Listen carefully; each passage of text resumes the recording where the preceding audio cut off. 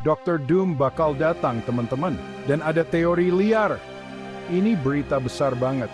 Para penggemar semangat banget. Dia itu tokoh penting banget loh.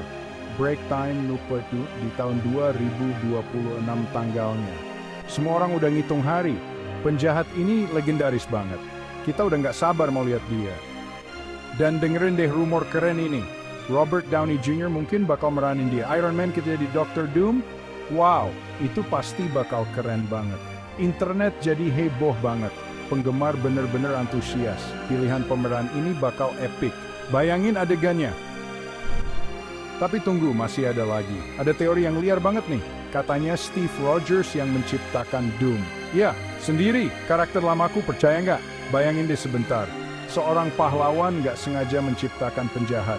Ini ide yang bikin pusing kepala. Teori ini bisa mengubah segalanya. Ini benar-benar bikin kita mikir keras. Coba pikirin perjalanan panjang Cap. Gimana kalau pilihan-pilihannya punya dampak besar? Dampak yang nggak terduga, yang mengguncang alam semesta. Ini bisa menghubungkan pahlawan dan penjahat dengan cara yang dalam dan rumit banget. MCU emang suka banget sama kejutan kayak gini. Alur waktu MCU itu unik banget. Beda dari yang di komik, mungkin sedikit lebih gampang dimengerti. Ide utamanya itu penting banget, semuanya tentang alur waktu sakral. Ini yang penting buat diperhatiin, ini berusaha menjaga semuanya tetap di jalurnya, buat semua orang di semua realitas.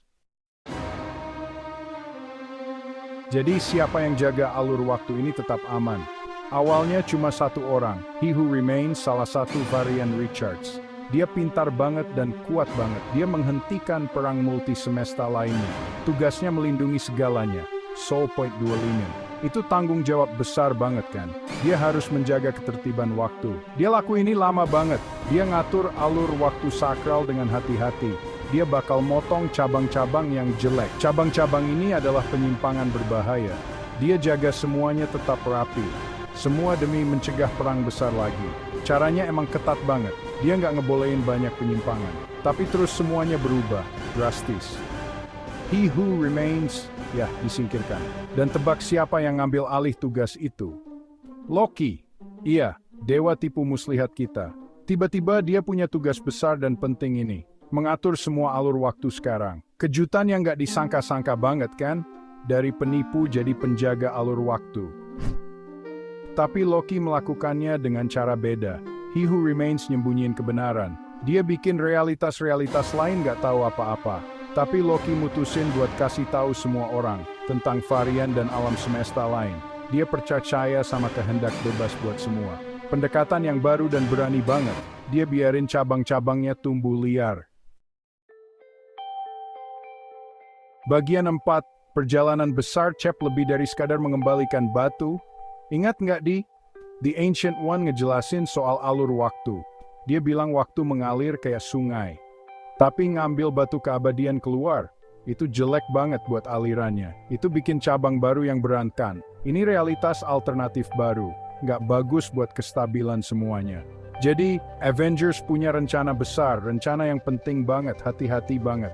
Semua batu harus dikembaliin ke tempat aslinya masing-masing di waktu itu. Dan siapa yang dapat tugas berat itu? Aku. Ya maksudnya Steve Rogers. Dia harus benerin waktu itu sendiri. Itu misi yang pentingnya luar biasa. Dia pakai mesin waktu lagi. Dia kembali ke setiap titik penting.